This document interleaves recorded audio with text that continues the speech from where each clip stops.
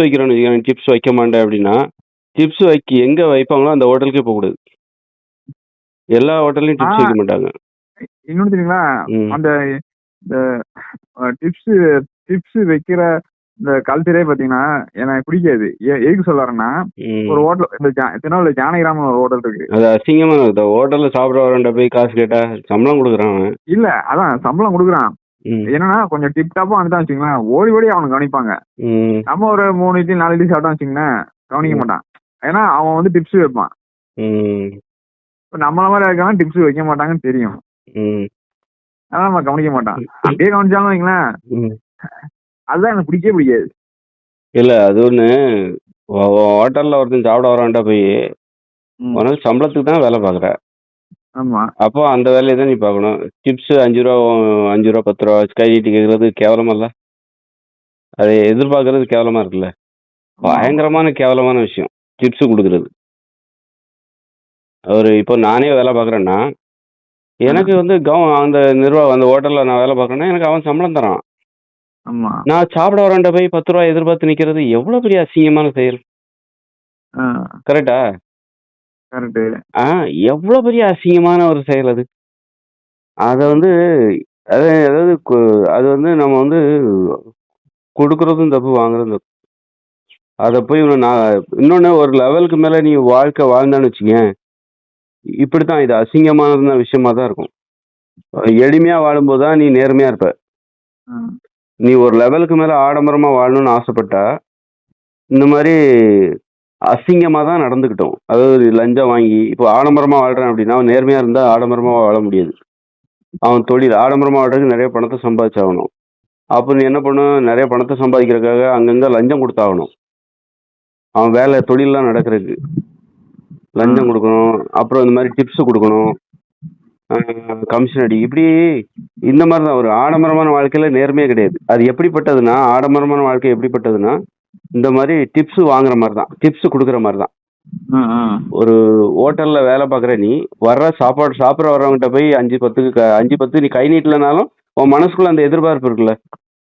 ஆமா. அப்போ அது எவ்வளோ கேவலமானதோ, அது மாரி தான். அது மாரி நடந்துக்கிட்டா தான், அது மாரியான ஒரு பழக்கவழக்கங்கள் தான் அந்த ஆடம்பரமா வாழும்போது. ஆ. ஆடம்பரமா வாழும்போது, அங்க வந்து நீ வந்து எப்படி எப்படி நடந்துக்கணும்னா, எங்க காச குடுக்கணுமோ, உன் வேலை நடக்கணும். காசு குடுத்தா தான் ஆடம்பரமாக வாழ்வதற்கு தேவையான பணத்த சம்பாதிக்கும். உன் வேலை நடக்கணும். அதுக்கு நீ எங்கெங்க காசு குடுக்கணுமோ காசு குடுப்ப. லஞ்சம் லஞ்சம் குடுக்குறதே எப்படி வருது அப்படின்னா, இந்த ஆடம்பரமா வாழ்றதுல தான். டிப்ஸ் குடுக்குற மாரி தான் லஞ்சம்ன்றது. இப்போ லஞ்சம் கூட டிப்ஸ் தானே. ஆமா. ஒரு ஒரு ஒரு அதிகாரி இருக்கான். அவன் வேலை செய்றான். அவன் வேலை செய்றான்னா, அதுக்கு அவனுக்கு சம்பளம் இருக்கு. அதுக்கு மேலயும் குடுக்குறல்ல. அப்ப அது டிப்ஸ் தானே. ஆமா. அதுக்கு மேலயும் இப்போ உன் வேலை நடக்கணும் அப்படின்னா, அந்த அரசாங்க அதிகாரிக்கு நீ சம்பளம் குடுக்குற, அல்லது தனியார் அதிகாரி ஏதோ ஒரு அதிகாரிக்கு சம்பளம் குடுக்குற. அந்த அதிகாரிக்கு அந்த கம்பெனில சம்பளம் குடுக்குறாங்க. அப்ப அதுக்கு மேல நீ இவர்ட்ட இருந்து எதிர்பார்க்குறல்ல. அப்ப அது டிப்ஸ் தானே. ஆமா. அது ஒரு டிப்ஸ் தான். அது மாரி அப்ப டிப்ஸ் குடுத்தா தான் வேலை நடக்கும். நீ ஒரு நீ ஆடம்பரமா வாழணும் அப்படின்னா, நீ நெறைய இடத்துல டிப்ஸ் குடுக்கணும். ஆடம்பரமான வாழ்க்கைக்குள்ள போயிட்டு நீ நேர்மையா இருக்கணும்னு யோசிக்க கூடாது. புரியுதா? அந்த லஞ்சம் குடுக்கறது, டிப்ஸ் வாங்குறது, இதெல்லாம் அங்க சகஜம். அங்க வந்து இந்த இப்போ இவ்ளோ கோவப்படுறோம்ல, ரூ. 1 கணக்கு பார்க்குற ஒருத்தர் வந்து ஆடம்பரமாலாம் வாழ முடியாது. அந்த வாழ்க்கைய நோக்கி போவே முடியாது. ரொம்ப கோவம் வந்துரும். அங்க அவ்ளோ லஞ்சம் இருக்கு. அவ்ளோ டிப்ஸ் இருக்கு. அங்க அவ்ளோ டென்ஷன் ஆகும் உனக்கு. இப்போ நீ வந்து ஒரு ஏற்கனவே வந்து ரூ. 1,50,000 சம்பளம் வாங்குற ஒரு வேலையில நீ வேலை பார்த்தன்னா, நீ வேலை பார்த்தா அவன் சம்பளம் குடுத்தான். நீ போய் வேலை ஆகுறதுக்காக ஒவ்வொருத்தர்ட்ட போய் ஃபைல குடுத்து, ஒவ்வொரு ஆபீஸ்ல ஃபைல குடுத்து, அதை மூவ் பண்றதுக்கு காசு குடுத்து உனக்கு அனுபவம் கிடையாது.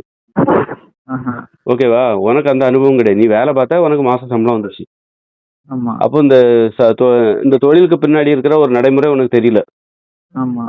நீ ஒரு சம்பளம் வாங்குற ஒரு ஆளா தான் இருந்த. மாச சம்பளம் வாங்குற ஒரு ஆளா தான் இருந்த. ஆனா வந்து அந்த உன்னுடைய கம்பெனி வந்து பல செயல்கள சாத்தியமாக்குறதுக்காக செய்து காட்டணுங்கிறதுக்காக அவன் எவ்வளோ பேருக்கு லஞ்சம் குடுக்குறான். எவ்வளவு லஞ்சம் குடுத்தா தான் அவனுக்கு வேலையே ஆகும். ஆமா. அப்போ அத நான் லஞ்சம் குடுக்க மாட்டேன் அப்படின்னா வச்சுக்க, உனக்கு அந்த வேலையே செய்ய முடியாது. அந்த மாரி இது எல்லா இடத்துலயும் இருக்கு. ஜப்பான்ல கூட இருக்குது. ஜப்பான்ல இருக்கு, சீனால ஒரு அளவுக்கு மேல நம்ம ஆடம்பரமா வாழணும்னு போயிட்டாலே, அங்க டிப்ஸ், லஞ்சம் கிஞ்சம்லாம் சர்வசாதாரணம். நீ லஞ்சத்தை பத்திலாம் கோவப்பட்டன்னா உனக்கு அங்க அந்த இடத்துல நிக்க முடியாது.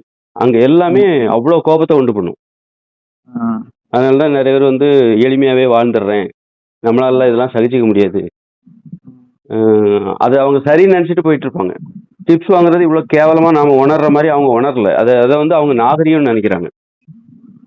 என்ன டிப்ஸ் கொடுக்கறத நாகரிகம்னு நினைக்கிறான். எனக்கு மேனஸ் தெரியும், நாகரிகம்னு நினைக்கிறான். அது ஒரு கேவலமான விஷயம். அது வாங்குறதையும் அவன் என்ன பண்றான், நாகரிகம்னு நினைச்சுக்கிறான். ஆனா அது கேவலமான விஷயம் நம்ம உணர்ந்தனால தான் அந்த இடத்துக்கு போக முடியல. அது நமக்கு பிடிக்கல. ஆமா. புரியுதா?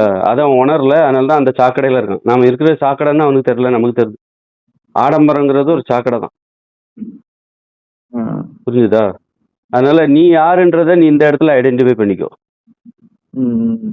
இந்த ஒரு விஷயத்துக்குலாம் நமக்கு அந்நியன் மாதிரி ஒரு விஷயத்துக்குலாம் கோவப்படும். அப்ப தமிழன் ஒரு படத்துல வந்து கண்டக்டர் ₹1 தரலன்னு சொல்லிட்டு ஒரு வயசானவர் கோவப்படுற மாதிரி, விஜய் படத்துல ஒரு வயசானவர் ஒரு 25 பைசாவுக்காக கோவப்படுவார்ல, இந்த மாதிரி 25 பைசாவுக்காக ₹1 கோவப்படுறது, ஒழுங்கா இருக்கணும், எல்லாம் கரெக்டா இருக்கணும். இவங்க எல்லாம் யார் அப்படின்னா எளிமையா வாழணும். இவங்க எல்லாம் எளிமையாக வாழக்கூடியவர்கள். இந்த கணக்கு வந்து ஆடம்பரமா வாழ்றான் பாருங்க, அவங்களுக்கு தெரியாது. ஆடம்பரமா வாழ்றவன் வந்து கோமாளின்னு வச்சுக்கேன். இப்போ ஒரு அம்பானியை பாரு, 1000 கோடியில வீடு கட்டி வச்சிருக்கான். அங்க சூப்பர் மார்க்கெட், தியேட்டரு, 450 பேர் வேலை, அதுக்கு பேர் வீடா? அது ஒரு கோமாளித்தனமான வாழ்க்கை. ஆடம்பரங்கிறது, லஞ்சம் கொடுக்கு, இதெல்லாம் எது ஒரு அருவருப்பான, அசிங்கமான, ஒரு கேவலமான செயல். அது போல அவனுடைய வாழ்க்கை முறை. அப்போ ஆடம்பரமா வாழணும்னு நினைக்கிறவன் எல்லாமே கேவலமா வாழணும்னு, நானும் கேவலமா வாழணுங்கிற ஆசை, அப்படிப்பட்ட ஆசை தான் ஆடம்பரமே. அதனாலதான் அது வந்து அதுதான் வெளியில பாக்குறதுக்கு நல்லா இருக்கும்.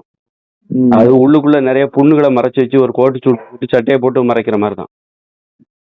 புரியுதா? எளிமையான வாழ்க்கைங்கிறது வந்து சுத்தமான வாழ்க்கை.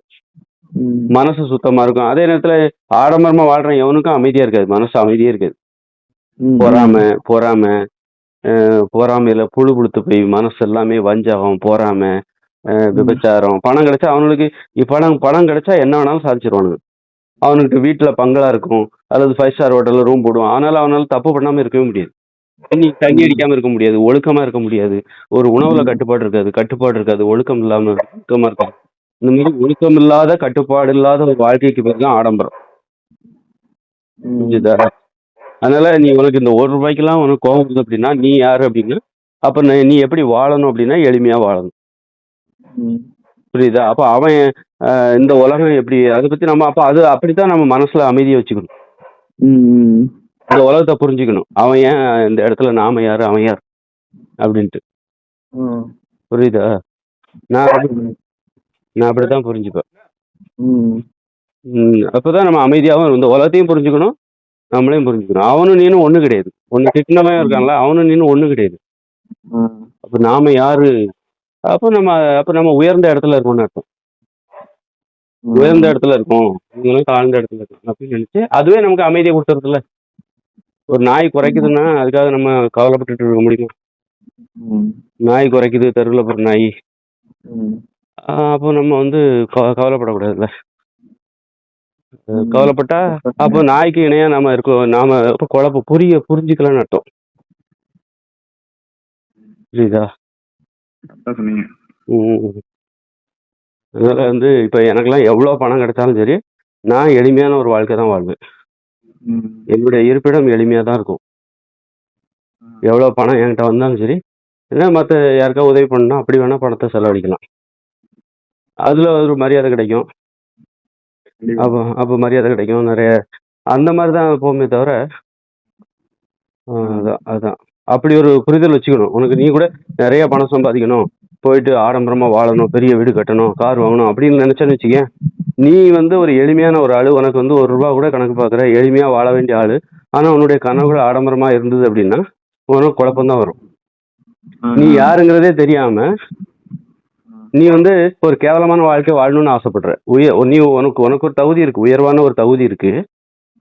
ஆனா நீ கேவலமா வாழணும்னு ஆசைப்படுற. அந்த ஆடம்பரத்தை உயர்வுன்னு நினைச்சுக்கிற. அது ஒரு கேவலமான விஷயம். புரியுதா? அப்ப அதுக்கு தகுந்த மாதிரி நீ பிளான் போட்டுட்டு இருக்க கூடாது. அதுக்கு தகுந்த மாதிரி உன் தொழில் நான் பண்ணும் ஒரு அப்படின்னு சொல்லி தொழில் நிறைய பணம் சம்பாதிக்கிற மாதிரி, ஃபேக்டரி கட்டுற மாதிரி, தொழிற்சாலை பண்ற மாதிரி, நிறைய பணம் சம்பாதிக்கிற மாதிரி, கார் வாங்குற மாதிரி, பங்களா கட்டுற மாதிரி, அப்படி நீ பிளான் போடவே விடு. அப்படின்னா என்ன அர்த்தம் அப்படின்னா, நீ நீ புரிஞ்சுக்கல அப்படின்னு அர்த்தம். நாம இப்படித்தான் இருப்போம், இப்படித்தான் வாழணும், எளிமையா வாழணும், அமைதியா வாழணும், ஒழுக்கமா வாழணும், கட்டுப்பாடா வாழணும், உணவுல கட்டுப்பாடு. அப்போ அந்த மாதிரி வாழணும். எவ்வளவு பணம் வந்தாலும் நம்ம வாழ்க்கை மாறாது. பணங்கிறது அது வந்து பேங்க்ல இருக்க வேண்டிய ஒரு விஷயம். அது நமது வாழ்க்கையை மாற்றி விடக்கூடாது. கண்டிப்பா. புரியுதா? நான் இப்ப ஒரு சின்ன வீட்டுலதான் இருக்கணும். பணம் எவ்வளவுதான் வந்தாலும் இந்த சின்ன வீடு மாறாது. வீடு மாறாது, வாழ்க்கையை அது மாத்தணும். நம்ம வாழ்க்கை முறை மாறக்கூடாது. பணம் இருந்தா பேங்க்ல அக்கௌண்ட்ல இருக்கும். அது எடுத்து அப்புறம் யாருக்கும் உதவி பண்ணலாம், நிறைய விஷயங்களை அந்த மாதிரி வேணா பண்ணலாம். நல்ல உணவுல சாப்பிடலாம், மற்றபடி பணம் வந்து ஏன் நம்ம அந்த மாதிரி பணம் வந்து நம்ம வந்து நம்மளை வந்து ஒரு கேவலமான வாழ்க்கைக்குள்ள கூட்டிட்டு போயிடக்கூடாது, ஆடம்பரத்துக்குள்ள கூட்டிட்டு போயிடக்கூடாது. இது புரியுதா?